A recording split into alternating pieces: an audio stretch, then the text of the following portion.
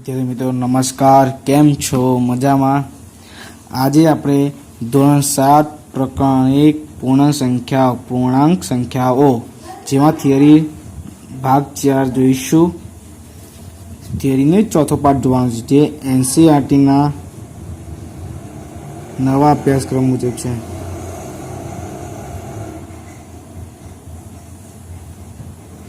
જોઈએ 1.5 topic number पूर्णांक संख्याओना गुणाकार विशेना गुणधर्मो। कया गुणाकार विशेना गुणधर्मो आपणे अगाऊ जोयुं के शुं कहेता सरवाळा अने बादबाकीना नियमो। बराबर। हवे જોઈએ 1.5.1 जे गुणाकारनो विशेष समृद्धतानो नियम छे। त्यारबाद छे गुणाकार माटेनो क्रमनो नियम। पॉइंट 3 छे कि शून्य वडे गुणाकार शुं थशे। 1.5.4 छे गुणाकारनी तटस्थ संख्या कई अथवा तो घटक कयो। त्यारबाद छे 1.5 गुणाकार माटेनो जूथनो नियम छे। 5.6 विभाजननो गुणधर्मनो नियम छे। अने 7मो पॉइंट कहीए तो आपणे गुणाकार ने सरल बनावा माटे पद्धति केवी। चलो विद्यार्थी मित्रों टाइम न बगाड़ता आपणे शुरुआत करिए। જોઈએ 1.5.1 गुणाकार विषे समृद्धतानो नियम। शुं छे समृद्धतानो नियम के शुं कहेतो कोई पण पूर्णांक संख्या लो, धारो के 15 लीधी, तेनो गुणाकार करिए कोई पूर्णांक साथे 2 साथे तो 15 दूर थयो 30। तो आपण संख्या कई मळी? पूर्णांक संख्या मळी छे। आ हतो आपण समृद्धतानो नियम तो कोई पण बे संख्यानो गुणाकार करीए तो ते जे जवाब मळे पूर्णांक संख्या मळवी जोईए। जेम के बीजुं उदाहरण लईए आपणे तो -20 गुण्या -5। चलो 20 पंचा 100 એટલે માઇનસ માઇનસ પ્લસ થઈ જશે। बराबर। तो शू मळी आपणे पूर्णांक संख्या मळी। हाँ जवाब केवो मळे? पूर्णांक ज मळशे हमेशा। केवो मळशे? पूर्णांक ज मळशे। चलो एक वधारे उदाहरण जोईए आपणे 12 गुण्या -30। चलो 12 तरी 36 360 शून्य तो चलो माइनस प्लस माइनस। चलो तो आ शू थई गयो? पूर्णांक संख्या मळी आपणे। तो बधी ज पूर्णांक संख्या माटे आपणे कही शकीए, बधी पूर्णांक संख्या माटे कही शकीए कि ए अने बी माटे ए क्रॉस बी हमेशा शुं मळशे? पूर्णांक संख्या मळशे। ए क्रॉस बी के मळशे? हमेशा जवाब पूर्णांक संख्या ज मळशे। बराबर। चलो एक जोई लीए कि जो गुणाकार थतो तो माइनस नो गुणाकार जो माइनस साथे करवामां आवे तो शुं थशे? प्लस। माइनस नो गुणाकार प्लस साथे करवामां आवे तो ये माइनस। प्लस नो गुणाकार प्लस साथे करवामां आवे तो शुं थशे? प्लस। माने वधीशुं माइनस नो प्लस नो गुणाकार जो माइनस साथे करवामां आवे तो शुं थशे? माइनस। आ याद राखो मित्रों।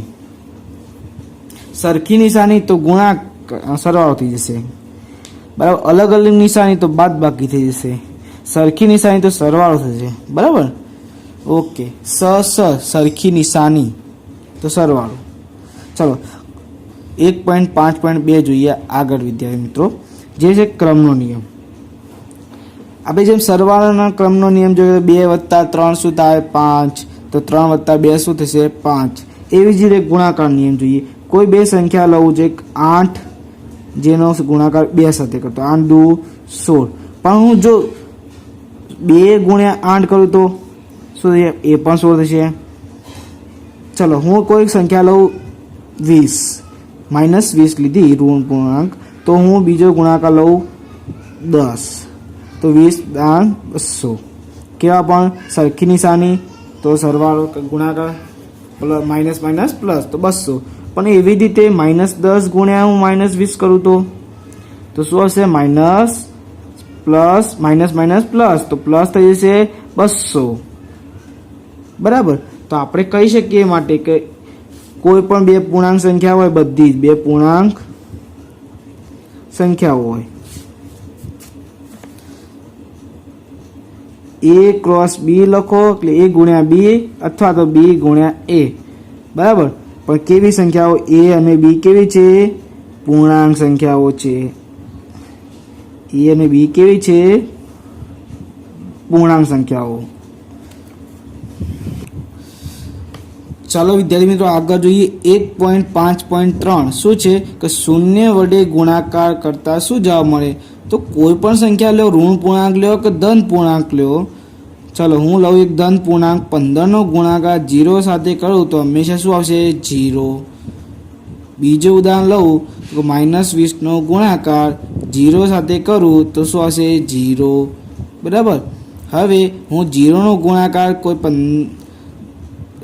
18 એટલે ધન પૂર્ણાંક સાથે કરું તો જવાબ આવશે 0. બરાબર. એક આગળ જોઈએ તો 0 નો ગુણાકાર -3 સાથે કરતા શું આવશે? 0. એટલે આપણે કહી શકીએ કે ઋણ પૂર્ણાંક સંખ્યા અને શૂન્ય વચ્ચે ગુણાકાર કરવામાં આવે તો જવાબ શું આવશે? 0. બરાબર. ધન પૂર્ણાંક સાથે કરો તો પણ શું આવે? 0. કોઈ પણ પૂર્ણાંક સંખ્યા નો ગુણાકાર શૂન્ય સાથે કરવામાં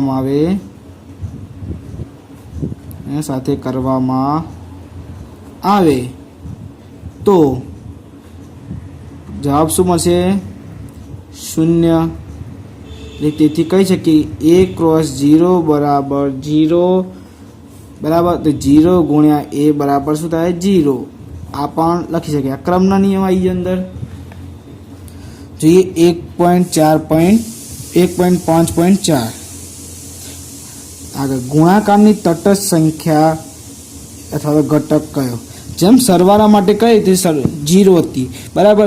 એમ ગુણાકાર માટે કઈ હશે? તો કહીએ હું 2 નો ગુણાકાર કઈ સંખ્યા સાથે કરું તો જવાબ 2 મળે? 1 સાથે. હા. હું 5 નો ગુણાકાર કઈ સંખ્યા સાથે કરું જવાબ તો 5 મળશે કે 1 મળશે. -3 નો ગુણાકાર કઈ સંખ્યા સાથે કરીએ તો જવાબ -3 મળે? 1. તો કહી શકીએ કે ગુણાકારની તટસ્થ સંખ્યા અથવા તો ઘટક શું છે?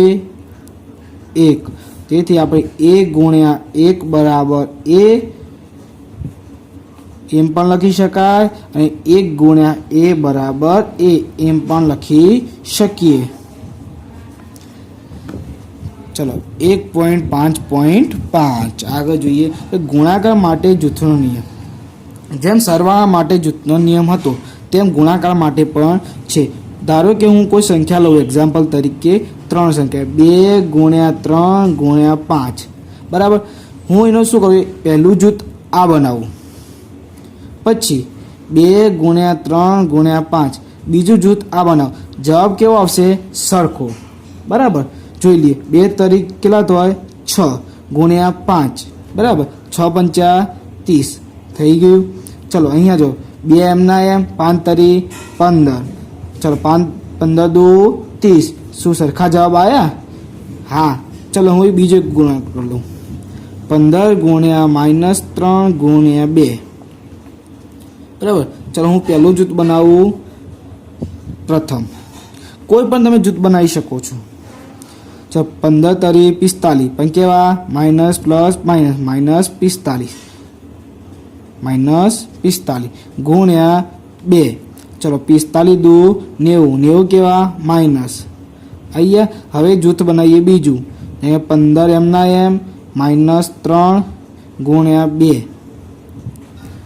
ચલો 15 એમના એમ ગુણ્યા 3 દુ 6 પણ કેવા? -6. 15 6 90 પણ 90 કેવા? માઇનસ. બરાબર વિદ્યાર્થી મિત્રો. તો કહી શકીએ આપણે કે કોઈ પણ પૂર્ણાંક સંખ્યા હોય આપણી, બરાબર, કોઈ પણ 3 પૂર્ણાંક સંખ્યાઓ કેવી? A, B અને C માટે શું લખીએ? A cross B cross C પહેલું જૂથ લખો અને એ ગુણ્યા બી ગુણ્યા સી આ પણ લખી શકીએ આપણે, બરાબર. તો આપણે શું થઈ ગયો આ જૂથનો નિયમ. જોઈએ 1.5.6 વિભાજનનો ગુણધર્મ, બરાબર. આપણે સરવાળાના વિભાજનનો ગુણધર્મ જોયા હતા એવી જ રીતે પણ ગુણાકાર માટે. હવે જો એક્ઝામ્પલ લઈએ કે આપણે કે 4 બરાબર એનો ગુણાકાર કરું છું 3 + 8. તો શું કરશું, પહેલાં 4નો ગુણાકાર શું કરશું 3 સાથે. હવે જોઈએ 4નો ગુણાકાર કરવાનો 8 સાથે. ચલો પહેલાં 4નો ગુણાકાર 3 સાથે કરીએ, વત્તા હોય તો વત્તા મૂકવાના, પછી 4નો ગુણાકાર 8 સાથે કરીએ. જો જવાબ સરખો આવે છે જોઈ લઈએ. ચલો 4 એમના એમ ગુણ્યા 8 ને 3 11, 11 ચોક 44. જો અહીંયા 4 તરી 12 અને 8 ચોક 32. ચલો 2 ને 2 4, 3 ને 1 4, સહી 44. હા થઈ ગયું, બંને કેવા છે સરખા કહી શકીએ ને આપણે. તેથી ચલો એક્ઝામ્પલ બીજું લઈએ. આ સરવાળા માટે લીધું. હવે એક બાદબાકી માટે લઈએ. કોઈ પણ 3 સંખ્યા લે, 2નો ગુણાકાર 3 સાથે કરીએ, પછી બાદબાકી 2 સાથે 12 સાથે. ચલો બરાબર. શું કામ 2નો ગુણાકાર 3 સાથે, પછી 2નો ગુણાકાર 12 સાથે. 2 ગુણ્યા 3, ચિહ્ન જે વચ્ચે હોય તે મૂકવાનું, માઇનસ હોય તો માઇનસ, 2નો ગુણાકાર 12 સાથે. ચલો 2 તરીક એમના એમ આમાં કેટલા જોઈએ -8 કે 9, 3 માંથી 12 જાય તો 9, બરાબર. 9 દુ 18, -18 જવાબ આવવો જોઈએ. હા તો જોઈ લઈએ આપણે. તો 2 તરી 6, ચલો -12 દુ 24, બરાબર. ચલો ચિહ્ન કેવા અલગ અલગ, તો શું થાય બાદબાકી. 24 માં 6 જાય તો 18, ચિહ્ન કોનું મોટાનું, બરાબર. તો -18 સરખું આવ્યું. તો આપણે કહી શકીએ કે કોઈ પણ સંખ્યા હોય, કોઈ ઈ પણ એ બી અને સી પૂર્ણાંક સંખ્યાઓ માટે પેલું a ગુણ્યા b વત્તા c માટે કહી શકીએ a ક્રોસ b વત્તા a ક્રોસ c, બરાબર. આ એક. હવે બાદબાકી માટે પણ એવું જ છે કે a ગુણ્યા b વત્તા c. ચલો a ક્રોસ b ઓછા હોય તો અહીંયા ઓછા a ક્રોસ c. ઓકે વિદ્યાર્થી મિત્રો, હવે જોઈએ કે 1.5.7 ગુણાકારને સરળ બનાવવા. હવે આપણે ગુણાકાર લઈએ. જો ધ્યાનથી મિત્રો, એક ગુણાકાર હું 25 ગુણ્યા 37 ગુણ્યા 4 આવી એક્ઝામ્પલ છે, બરાબર. તો ગણતરી સરળ બનાવે તો પહેલાં શું કરીએ, આપણે જૂથ બનાવતા હતા. તો આનું જૂથ બનાવીએ તો શું આવે 925 ગુણ્યા 4 આવો જવાબ થાય. આ બંનેનો ગુણાકાર 925 આવે. જો 25 ગુણ્યા 37, 0 3 પંચા 15, વધી 1 3 દુ 6 ને 1 7, 7 પંચા 35, વધી 3 7 દુ 14 ને 3 17. ચલો 5 5 ને 7 12, વધી 2 ને 1 વધી 2, વધી 1 7 ને 1 9 ને 8 ને 1 9, 925 થઈ ગયા. હવે જુઓ 925 ગુણ્યા 4 કરો તો શું થાય 3700. ઓકે, આવો ગુણાકાર કરીએ. આ તો બહુ લાંબી પડી. હવે આપણે ભણ્યા કહું છું ક્રમનો નિયમ જુઓ કે 25નો ગુણાકાર આપણે 4 સાથે કરીએ. શું કરીએ 4 સાથે, તો 25 ગુણ્યા 4 ગુણ્યા 37, બરાબર લખી શકાય. તો 25 ગુણ્યા 4 કરો તો શું થાય 100, 25 ચોક 100 અને નીચે 37. તો આ બંને શું થયું 3700. 16 પર 2 શૂન્ય લગાવી દેવાની. આવી જ રીતે સરળ બને છે એક્ઝામ્પલો. જેમ કે બીજું સરળ બનાવીએ આપણે કે 16 ગુણ્યા 12 લઈએ. હવે આ સરળ બનાવવા માટે શું કરીએ? સરવાળા વિભાજન કરીશું. જુઓ, ગુણાકારનું સરવાળા વિભાજન કરવાનું. અહીંયા જો 16 ગુણ્યા 10, 12 ને લખાય 10 વત્તા 2. હવે શું કરવાનું? 16 ને 10 વડે ગુણો, 16 ને 2 વડે ગુણો. 16 ગુણ્યા 10 વત્તા હોય તો વત્તા 16 ગુણ્યા 2 તો 16 દાન 160 વત્તા 16 દુ 32. હવે શું કરવાનું? સરવાળો. તો 2 6 3 9 1 192. આવી રીતે સરળ બનાવવાનું વિદ્યાર્થી મિત્રો. પછી એક બીજું એક્ઝામ્પલ લઈએ આપણે. જેમ કે 52 ગુણ્યા -8 વત્તા 52 ગુણ્યા -2. અહીંયા જો કોઈ સામાન્ય નીકળે છે તો 52, બરાબર. તો 52 સામાન્ય કાઢીએ તો વધશું અંદર. અહીંયા વધ્યા -8 વત્તા -2, બરાબર. તો ચલો હવે જોઈએ 52 એમના એમ. ચલો -8 હતા એમના એમ, -2. ચલો 52 ગુણ્યા -10 તો શું થાય? 520. પણ કેવા? માઇનસ. મિત્રો અહીંયા 1.5.7 એટલે 1.5 અહીંયા પૂરો થાય છે. તો આપણે થિયરીને સમજી શક્યા. તો આના પરથી આપણે કેટલાક સ્વાધ્યાયના દાખલા ગણવાના છે.